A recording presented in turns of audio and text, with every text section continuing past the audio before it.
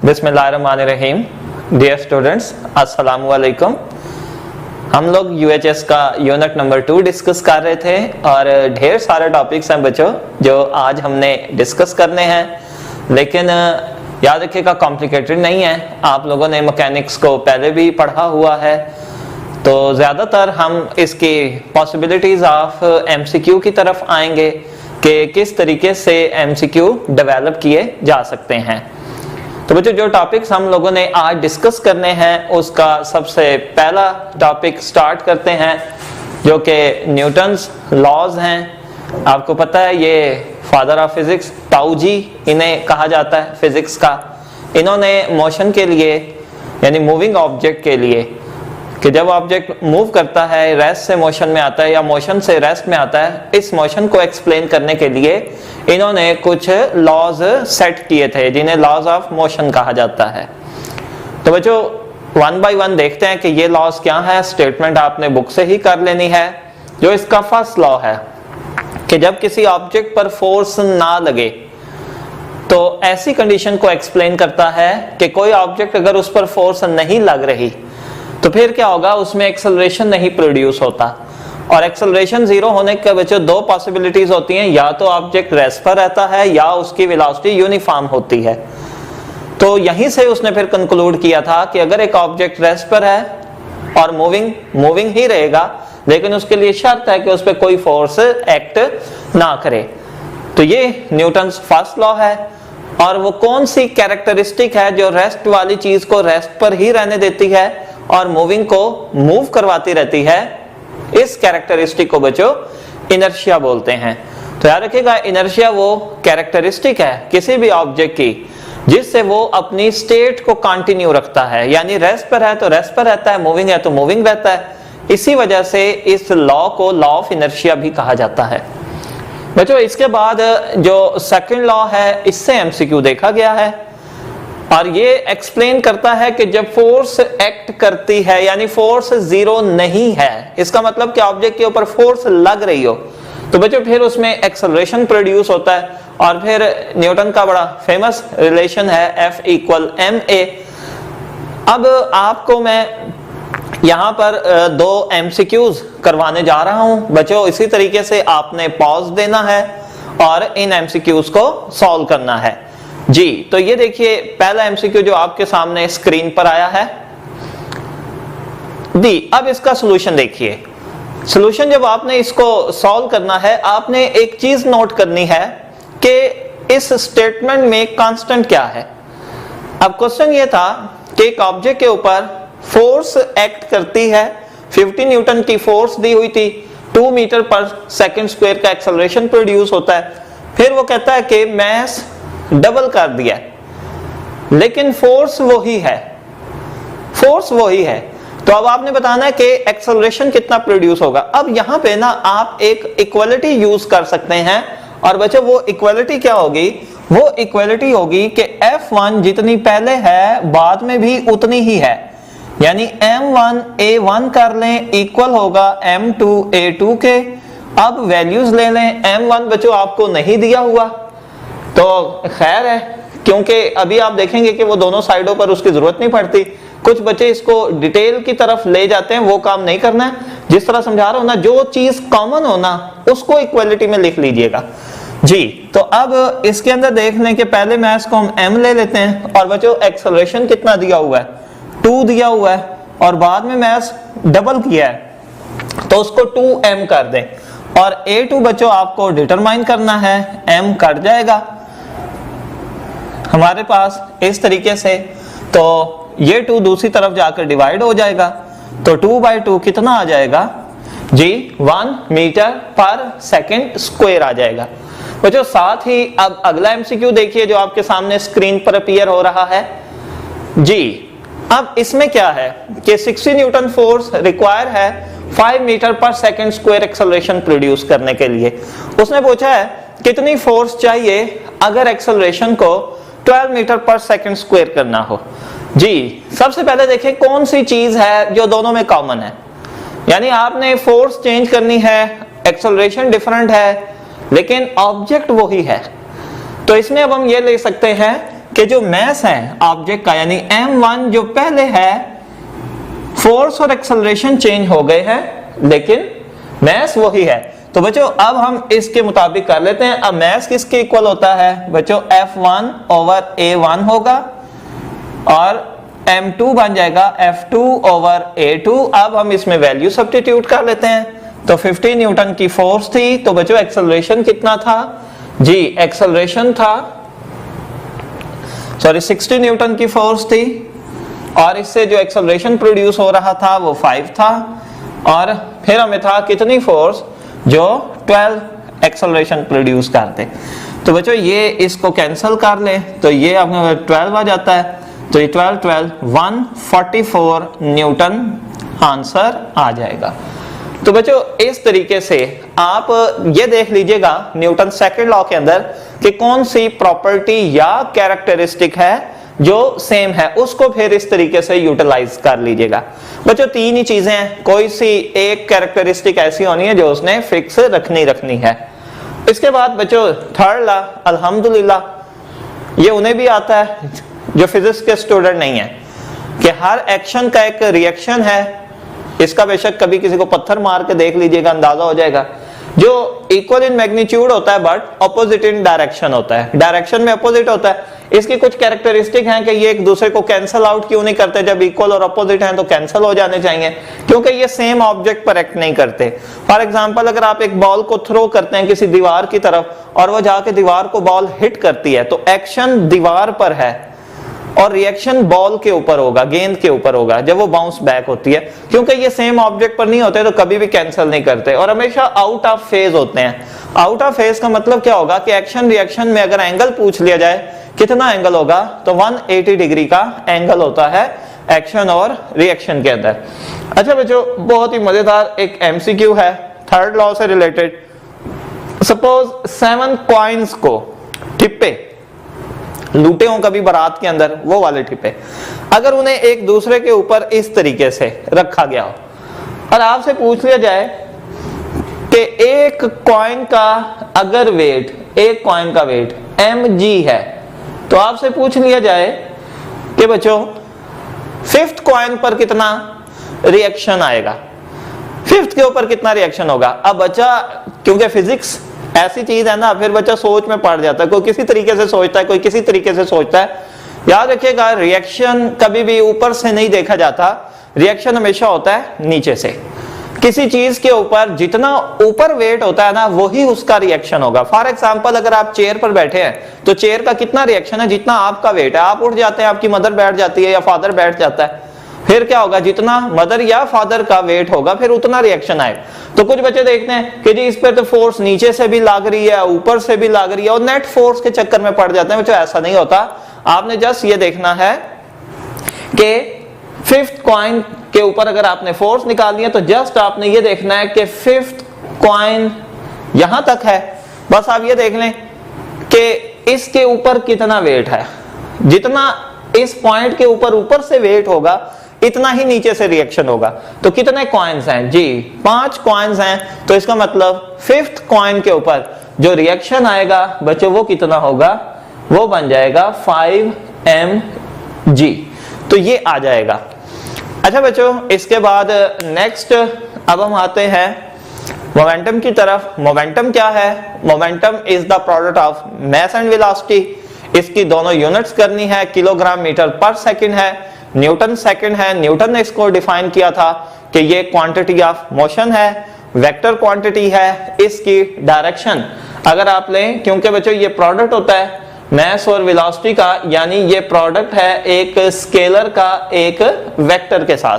तो याद रखिएगा जब भी कोई स्केलर वेक्टर से मल्टीप्लाई होता है डायरेक्शन चेंज नहीं होती, यानी वेलोसिटी की वही डायरेक्शन होगी, सॉरी मोमेंटम की वही डायरेक्शन होगी जो वेलोसिटी की है। और वेलोसिटी की कल आपको समझाया था वही डायरेक्शन है जो डिस्प्लेसमेंट की है, यानी जिस डायरेक्शन में ऑब्जेक्ट मूव करता है मोमेंटम की डायरेक्शन वही होगी। हाँ, चेंज ऑफ मोमेंटम की डायरेक्शन डिफरेंट हो सकती है, वो आगे चलकर अभी बात करेंगे। मोमेंटम की डायरेक्शन वही होगी जिस डायरेक्शन में ऑब्जेक्ट मूव कर रहा होता है, ट्रेवल कर रहा होता है। अच्छा बच्चों आपके पास चंद एक ऐसी सिचुएशन आएंगी, ये 2 सिचुएशन मैंने यहाँ डेवलप की हैं कि जिनके अंदर आपको कोई एक्सप्लोजन दे दे या कोई मैस स्प्रिंग सिस्टम दे दे जिसका इनिशियल मोमेंटम जीरो हो। इनिशियल मोमेंटम अगर जीरो हो और फिर आपको उससे कोई स्टेटमेंट डेवलप करके आपको कोई क्वेश्चन है वो सॉल्व करने को दे। फॉर एग्जांपल जैसे मैं अभी यहां पर सॉल्व करता हूं कि आपको कहता है कि एक मैश स्प्रिंग सिस्टम के एज पर दो मैसेज को स्टैटिक रखा हुआ था और फिर रिलीज कर दिया और वो ऑब्जेक्ट अपोजिट डायरेक्शन में ट्रेवल करते हैं। तो क्या होगा कि इसी एक चीज की अगर वो वेलोसिटी पूछ ले या वेलोसिटी का रेशियो पूछ ले तो फिर आप उसको कैसे डिटरमाइन कर सकते हैं। फॉर एग्जांपल बच्चों इसके अंदर आपने फिर ये काम करना है, डायरेक्ट इक्वेशन लगा लेनी है कि v1 over v2 equal m2 over m1 direct लगा लेनी है। और क्योंकि न्यूमेरिकल्स होते हैं उनमें मैग्नीट्यूड्स पूछा जाता है, आमतौर पर आपको देखेगा कि मिलेगा कि माइनस वगैरह नहीं होगा। अगर माइनस हुआ तो बच्चों देख लीजिएगा क्योंकि दोनों मोमेंटम इक्वल बट अपोजिट होंगे, लेकिन मैं माइनस नहीं यूज कर रहा, किस वजह से, मैग्नीट्यूड की वजह से, कि मैं मैग्नीट्यूड डिटरमाइन करना चाहता हूं।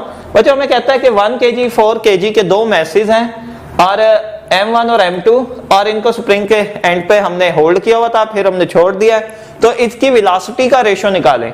तो बच्चों जो वेलोसिटीज का रेशियो होगा वो मैसेज के इनवर्स होगा। अब जस्ट इसके अंदर वैल्यू सब्स्टिट्यूट कर लें। m2 की बच्चों वैल्यू 1 है और m2 की वैल्यू 1 है, m1 की वैल्यू 4 है, तो v1 रेशो v2 कितना आ जाएगा, 1:4 आ जाएगा।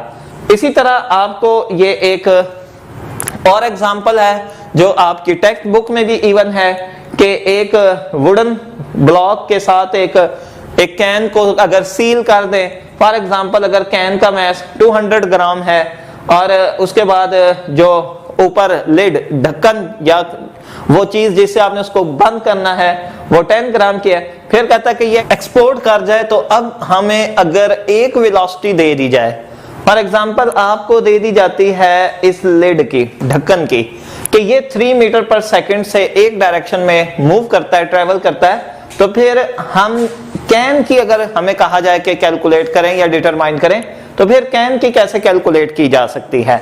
तो बच्चों आप इसके अंदर डायरेक्ट ये वैल्यू सब्स्टिट्यूट कर लें। ये ग्राम्स हैं तो बेशक इसको ग्राम से रहने दें, बस ये ख्याल कीजिएगा कि आप अगर इसको m1 ले रहे हैं तो फिर ये v1 होगा, यानी आपको v1 डिटरमाइन करनी है और ये वैल्यूज आपके पास किस किस की आ जाएगी, m2 की आ जाएगी और v2 की आ जाएगी।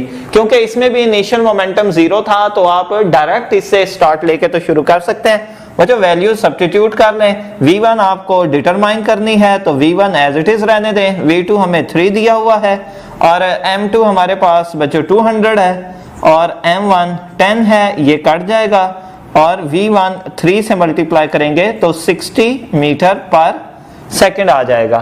तो इस तरीके से ये कैरेक्टरिस्टिक आप मोमेंटम में यूज कर सकते हैं कि अगर इनिशियल मोमेंटम 0 हो और उसके बाद किसी सिस्टम का मोमेंटम दे दे तो ये बेसिकली कंजर्वेशन ऑफ मोमेंटम है कि फिर दोनों का momentum equal in magnitude but opposite in direction होगा। बच्चों इसके बाद नेक्स्ट टॉपिक की तरफ आते हैं जो कि आपको नजर आ रहा होगा, कोलिजन है। कोलिजन का जो मेन अगर एमसीक्यू आता है कोई कंसेप्चुअल बेस तो बच्चों ये 4 एमसीक्यूज हैं, इलास्टिक के हवाले से, इन इलास्टिक के हवाले से, तो ये टोटल 8 बन जाते हैं।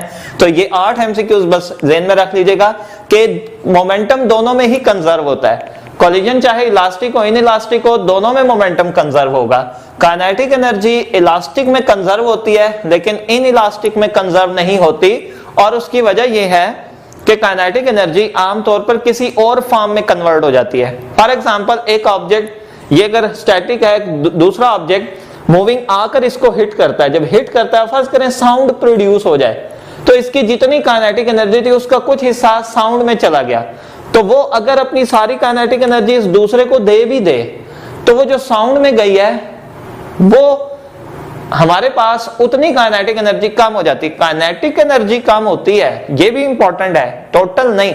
तो काइनेटिक एनर्जी कंजर्व नहीं रहती, टोटल दोनों में कंजर्व होती है। इन इलास्टिक में बस ये होता है कि काइनेटिक एनर्जी किसी और फॉर्म में चली जाती है तो हम कहते हैं काइनेटिक कंजर्व नहीं रहती। और बच्चों ये इलास्टिक कोलिजन्स जो हैं ये बुनियादी तौर पर आइडियल होते हैं लेकिन सॉल्वेबल है, क्योंकि इनको लेकर हम सॉल्व करके कुछ ना कुछ रिजल्ट ऑब्टेन कर सकते हैं। और ये प्रैक्टिकल होते हैं लेकिन ये कॉम्प्लिकेटेड होते हैं, इनका सोल्यूशन जो होता है तो ज्यादातर हम फिर एफएससी के अंदर यही करते हैं कि इलास्टिक कोलिजन्स ही ले लेते हैं दो ऑब्जेक्ट्स के दरमियान। अच्छा बच्चों, फिर हमारे पास कोलिजन से रिलेटेड कुछ क्वेश्चंस का डाटा है, ये केसेस हैं और ये को बहुत ज्यादा कॉम्प्लिकेटेड नहीं है। मैं आपको बताता जाऊंगा किस रिलेशन को किस तरह और कब यूज करना है। बच्चों ये कहलाता है relation relative velocity of approach equal होती है रिलेटिव वेलोसिटी ऑफ सेपरेशन, कि जितनी रिलेटिव वेलोसिटी है, क्योंकि दोनों सेम डायरेक्शन में मूव कर रहे हैं, तो इनकी रिलेटिव वेलोसिटी क्या होगी बच्चों, v1 माइनस v2 होगी। और कोलिजन के बाद भी क्योंकि ये दोनों सेम डायरेक्शन में मूव करते हैं, लेकिन v2 प्राइम क्योंकि बढ़ जाता है, ज्यादा हो जाता है, तो फिर हम v2 prime minus v1 prime लिख लेते हैं। ये रिलेशन आपने यूज करना है ऐसी सिचुएशन के अंदर जब आपको तीन वेलोसिटीज गिवन हो और चौथी आपने डिटरमाइन करनी है। चौथी वेलोसिटी आपको डिटरमाइन करने को कहे और मैसेज का जिक्र ही ना हो, वो ना बताए कि m1 कितना है, m2 कितना है, जस्ट आपको कहे कि an object moving at speed this collide with another object which is moving at this after collision, if the velocity of the first object is this, then what would be the velocity of second? तो second की क्या होगी। तो फिर बच्चों आपने ये वाला मैथमेटिकल रिलेशन यूज करना है जब आपको मैसेज के बारे में कोई इंफॉर्मेशन ना हो। याद रखिएगा ये रिलेशन है ही ऐसी सिचुएशन के लिए जब आपको मैसेज गिवन ना हो।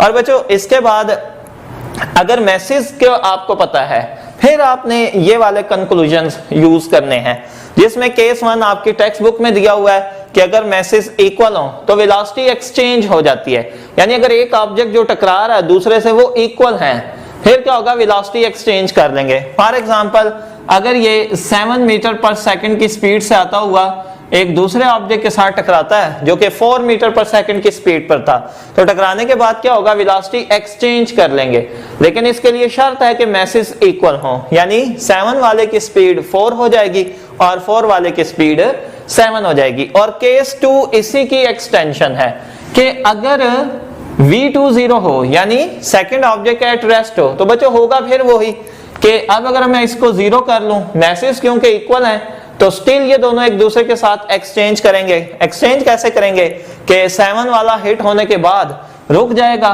0 पर आ जाएगा और v2 प्राइम जो है ये मूव करना शुरू कर देगा किसके साथ, 7 के साथ, यानी v2 प्राइम v1 हो जाएगा और v2 जो है वो v1 प्राइम आ जाएगा।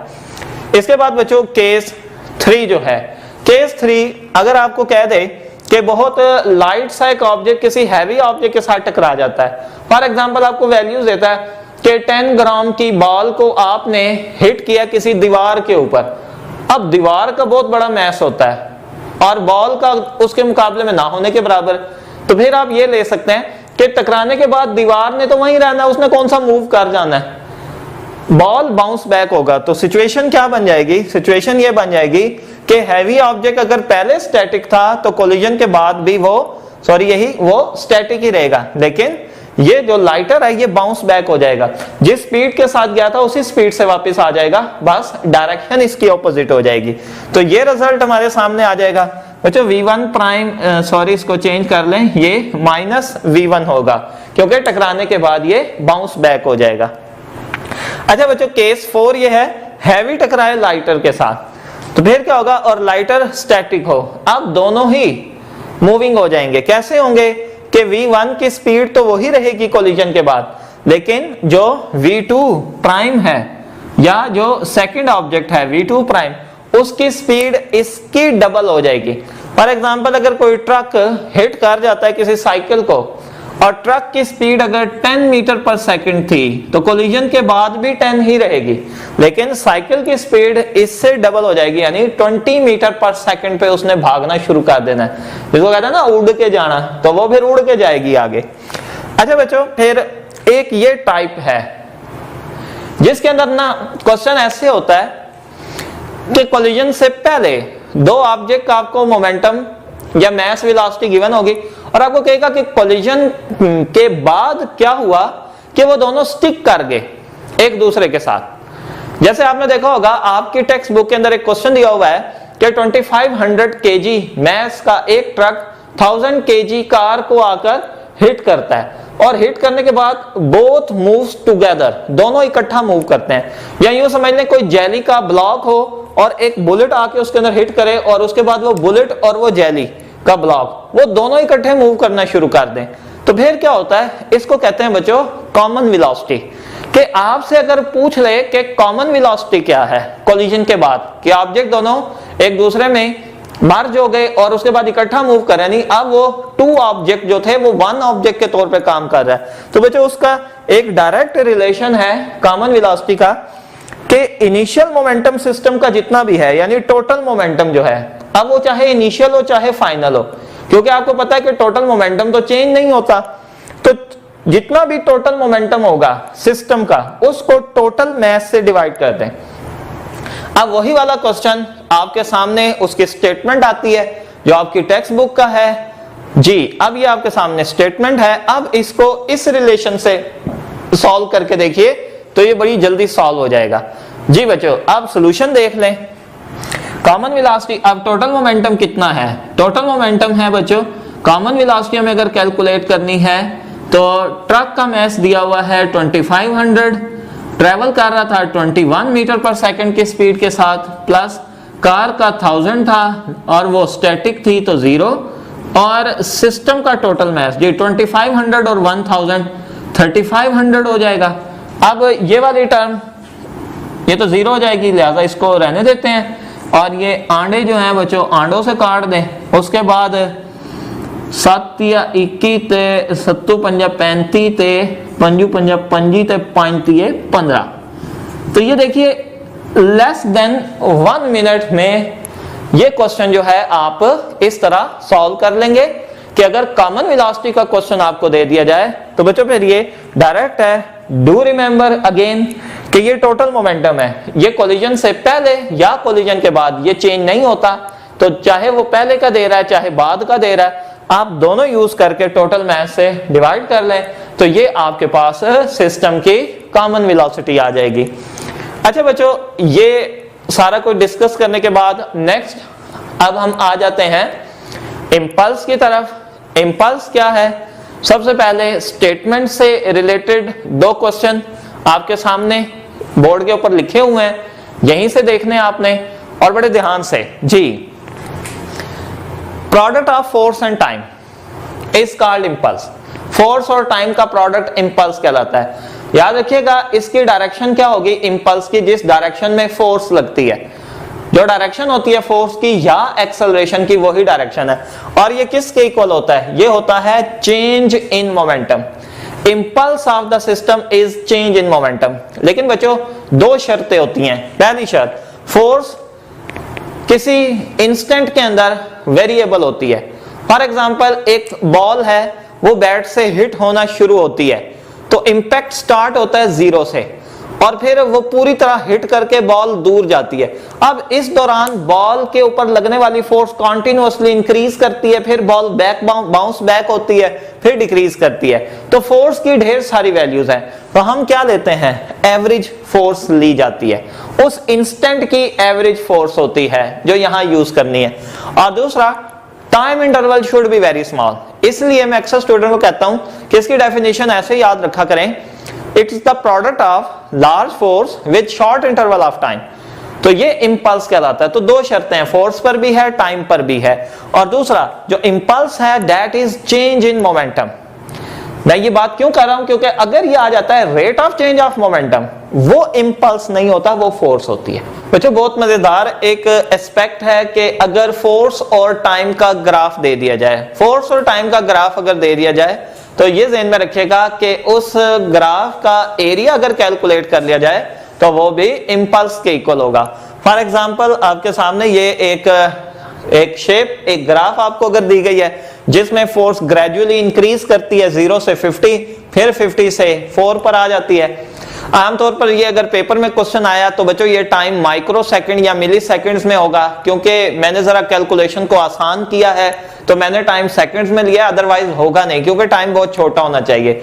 यूं समझ लें एक हाइपोथेटिकल क्वेश्चन है, ये एक्चुअल नहीं होगा ये। सो बहरहाल आपसे कहा जाता है कि सिस्टम का इंपल्स कैलकुलेट करें। अब याद रखिएगा ये राइट एंगल ट्राइंगल नहीं है, लेकिन आप इसको राइट एंगल ट्राइंगल बना सकते हैं इस तरीके से, ये राइट एंगल ट्राइंगल बन जाएगी। अब बच्चों पहले लेफ्ट साइड की ट्राइंगल का एरिया कैलकुलेट कर लें और फिर उसको 2 से मल्टीप्लाई कर लें या दूसरी का कर लें और ऐड कर लें, तो एक का ही करते हैं उसको 2 से मल्टीप्लाई कर लेंगे। तो बच्चों हमारे पास उसका एरिया कितना बन जाएगा 1/2 बेस। अब यहां से लेकर यहां तक ये आपने लेना है, तो बेस इसकी कितनी बन रही है 2 बन रहा है और हाइट इसकी 50 है, तो ये कट जाएगा। तो बच्चों एक साइड का एरिया 50 आ गया। सो टोटल इंपल्स हमारे पास F × 2 कितना आ जाएगा, ये 100 न्यूटन सेकंड आ जाएगा। तो बच्चों इस तरीके से ये भी एक बड़े मजे का एस्पेक्ट है कि अगर आपको फोर्स और टाइम का ग्राफ गिवन हो, उस ग्राफ का एरिया कैलकुलेट करके भी इंपल्स को डिटरमाइन किया जा सकता है।